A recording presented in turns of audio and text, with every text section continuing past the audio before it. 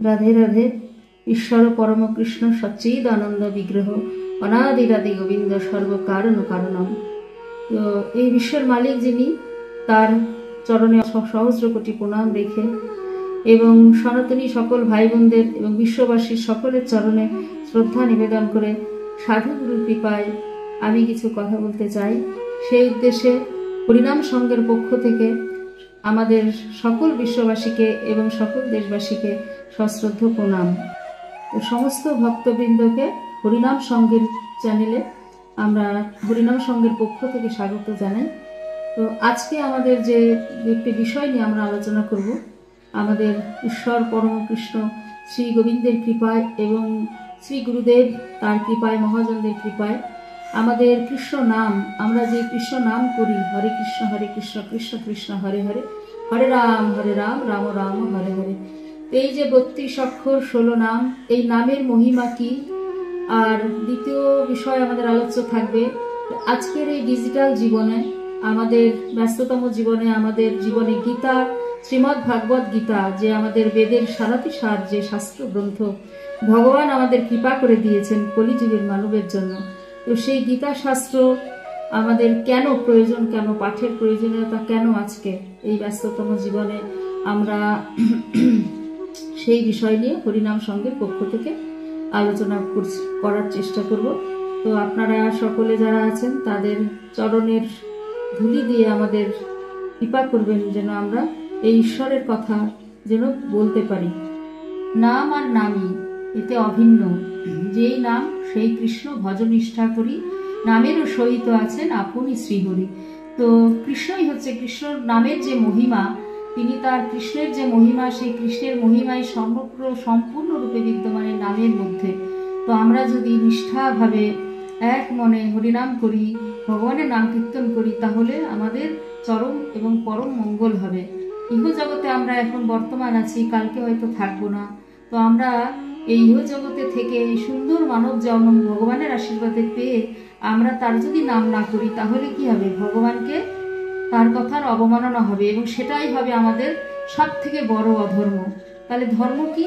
ধর্মটা হচ্ছে আমাদের এই জগতে এসে এই সুন্দর মানব দেহ পেয়ে ভগবানের নাম কীর্তন করা। কলিযুগের, আমাদের কলিযুগের জন্য যাগযজ্ঞ পূজা নয়, কলিযুগের জন্য ভগবান মহাপ্রভু, যিনি আমাদের শ্রীকৃষ্ণর অবতার, যিনি গৌর হরি, তিনি আমাদের বলে গেছেন যে হে কলির জীব, এই কলিহত জীবের জন্য হরিনামই একমাত্র মুক্তির পথ। তো তাকে অপমান করা হবে যদি আমরা নাম না করি, তার কথা যদি আমরা না শুনি। কারণ বাসুদেব ঘোষ কহে করি জোর হাত, যেই গৌর সেই কৃষ্ণ সেই জগন্নাথ। বাসুর হিয়া পাষাণ দিয়া, বাসুর হিয়া পাষাণ দিয়া, কেমনে বিধি গড়েছে রে, কেমনে বিধি গড়েছে রে, আমার হিয়া পাষাণ দিয়া, কেমনে বিধি গড়েছে রে। বাসুদেব ঘোষ কহে করি জোর হাত, যেই গৌর সেই কৃষ্ণ সেই জগন্নাথ।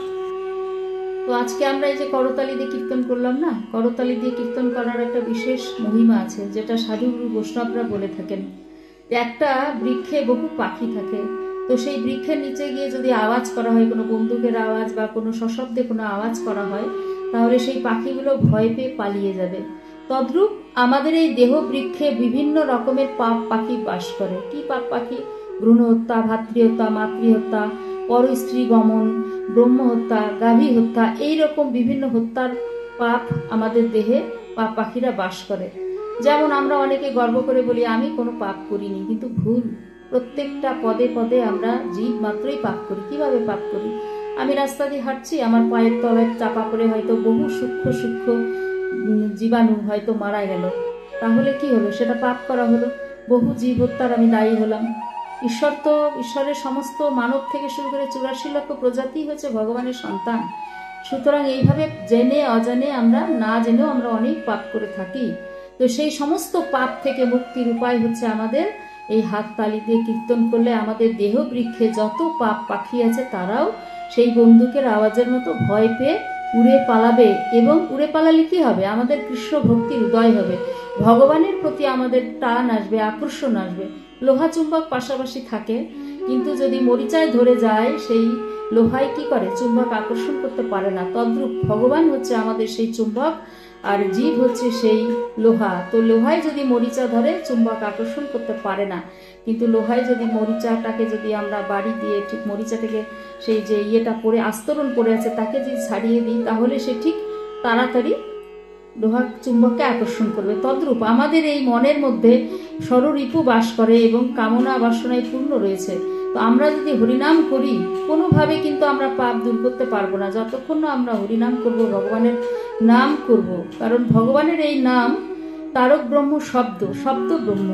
এই শব্দ করলে কি হয়, মুখ দিয়ে আমাদের জিহ্বা দিয়ে উচ্চারণ করলে আমাদের দেহ থেকে সমস্ত পাপ বিদূরিত হয় এবং কৃষ্ণ প্রেমের, কৃষ্ণ ভক্তির উদয় হয়, এবং সেই ভক্তির মাধ্যম দিয়ে আমরা কি হবে, ভগবানের কাছে খুব তাড়াতাড়ি পৌঁছাতে পারবো। এই হলো নামের মহিমা। কারণ মহাপ্রভু বলেছিলেন এই নাম করতে গেলে আমার কোনো নিয়ম কানুনের দরকার নেই, যেখানে সেখানে যত্র তত্র আমি নাম করতে পারি, কোনো বিধিবদ্ধ কোনো নিয়ম নেই, যখন খুশি তখন নাম করা যায়, শৌচে কি অশৌচে সব ক্ষেত্রেই নাম করা যায়। তো ভগবান যিনি, আমরা কার কথা শুনব, যিনি এই নামের অধিকর্তা। গোলকের সেই গোপন বস্তু কোথায় ছিল? এই গোলকের গোপন বস্তু এই নাম। ভগবান কি অকাতরে অবিচারে নির্বিচারে আমাদের মাঝে কলিহত জীবদের উদ্ধারের জন্য বিলিয়ে দিয়েছেন। তো তার কথা অনুযায়ী কি হলো, সেই নামের কোনো করার জন্য কোনো বিধি নিষেধ ক্ষেত্র বিশেষ কিছু নেই, যা যে কোনো সময় যে কোনো জায়গাতে নাম করা যায়। তো আমরা সেইভাবে নাম করলে ভগবান মহাপ্রভুরও কৃপা লাভ করব এবং ঈশ্বরের কাছে তাড়াতাড়ি পৌঁছে যাব। তিনি বলেছিলেন আমি সুন্দরী স্ত্রী চাই না। আর তিনি কি চেয়েছিলেন, যে আমি সুন্দরী স্ত্রী চাই না, আমি চাই কি, ভগবানের সেই কৃষ্ণ প্রেম, সেই ভগবত চরণে যেন আমার ভক্তি লাভ হয়। তো তিনি আমাদের ভক্ত হয়ে পথ দেখিয়েছেন যে কিভাবে নাম করতে হয়। কলিযুগে তিনি বলেছিলেন কি, 10-5 মিলে নাম করো। তিনি কি বলেছেন, হরের নাম ও হরের নাম ও হরের নাম হইব কেবলম কলেও নাস্তব্য নাস্তব্য নাস্তব্য গতির নাথা। পৃথিবীতে আছে যত নগরাদি গ্রাম, সর্বত্র প্রচারিত হইবে মোর নাম। আজকে আমরা তাকালে দেখতে পাই, আজকে যে মায়াপুর আমাদের নদিয়া ইস্কন যে একটা বিশাল একটা প্রতিষ্ঠান, সেই প্রতিষ্ঠানে যিনি প্রভুপাদ, তিনি বিভিন্ন দেশ বিদেশে নাম ছড়িয়ে দিয়েছিলেন এবং আমাদের বিভিন্ন জায়গায় বিভিন্ন দেশে হরে কৃষ্ণ নাম প্রচারিত হয়। অথচ আমরা বাংলার সন্তান, আমাদের বাঙালির ঘরের মানুষ হচ্ছে আমাদের মহাপ্রভু, যিনি সেই গোলকের গোপন বস্তু আমাদেরকে এনে দিয়েছিলেন। সেই পরম নামকে আমরা বাঙালিরাই উচ্চারণ করতে চাই না, অথচ বিদেশে হরে কৃষ্ণ নাম প্রচারিত হয়। তো আসুন আমরা এই ঘুমন্ত জীব, আমরা যে এই চেতনার কামনার সাগরে ডুবে রয়েছি, আমরা সব কিছু করি কিন্তু নাম করি না। তো মহাপ্রভুর দেখানো সেই পথ ধরে আমরা তার নির্দেশ অনুযায়ী আমরা সেই করুণা সিন্ধুর নাম করি। সবাই মিলে বলুন, হরে কৃষ্ণ কৃষ্ণ কৃষ্ণ হরে হরে, হরে রাম রাম রাম হরে হরে। তো ভগবানের কথার তো অনন্ত কথা, অনন্ত তিনি, তাই না? তার কথার তো কোনো শেষ হয় না, তার কথা বিশ্রামে রাখতে হয়। তো আমাদের এই নামের প্রসঙ্গে 2-1 কথা আমি বললাম। এই কথা বলতে গিয়ে হয়তো অনেক ভাষায় প্রচারে, অনেক কথায়, অনেক বাক্যে সংলাপে, অনেক কথায় অনেক ভুল হবে। তো সকলে নিজের মানুষ বলে, নিজের জন বলে কৃপা করে আমাকে ক্ষমা করে দেবেন যদি ভুল ত্রুটি হয়। এবং আপনারা সকলে নাম করুন, এটাই ঈশ্বরের কাছে প্রার্থনা আমিও করব এবং আপনারা করুন, যেন এই ভক্তি পথে নামের মধ্যে দিয়ে যেন আমিও এগিয়ে যেতে পারি এবং জগৎবাসী যেন ভগবানের নাম করে, যে যেভাবে পারুক সেইভাবেই করুক যেন, এবং সেই নামের মধ্য দিয়ে যেন আমরা প্রত্যেকে সেই পরম মঙ্গলময় করুণা সিন্ধুর চরণ প্রান্তে যেন আমরা আশ্রয় নিতে পারি। রাধে রাধে।